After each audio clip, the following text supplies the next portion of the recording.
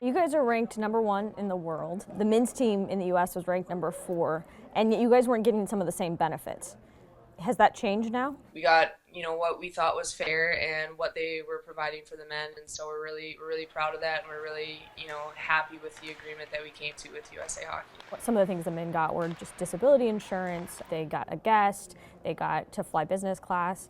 So those were definitely some of the things you guys were fighting for as well. That was an equal part of the piece of the puzzle as far as marketing, and then more funding from USA Hockey, and so that is something that we feel we came to an agreement on. We're not talking a bunch of specifics on the contract, but whatever the men's team gets, it'll be on par with what we get from now on. I know you guys got a lot of support from collegiate players, high school age players. How did that idea to reach out to so many other levels of hockey players come about? And we took a page out of U.S. Soccer's book on that. We've had a lot of conversations with Julie Foudy and what they did back in the 2000s, and so she said to make sure we're constantly communicating with the younger players and the younger teams, and so we were sure to hit those players before any of this started rolling. Eventually, we realized we were going to have to reach out to all the NCAA coaches, reach out to as many players as possible, Division I, and then it ended up being Division III. And so the support we got right away from the coaches was truly amazing and humbling, and it just gave us confidence in our message. Yeah, as you mentioned, the women's national soccer team is also going through this. That hasn't been resolved yet. Now that you guys have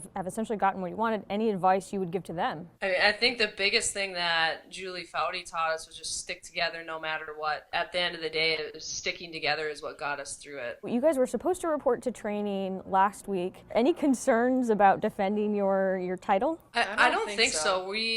I know a lot of people are talking about we have this 2-day turnaround before we play, but this last 2 weeks and what we've done as a group, I think will absolutely transcend onto the ice. We're going to have more team chemistry and more team trust than we could have possibly had before. The last 2 weeks have been a team builder in and of itself.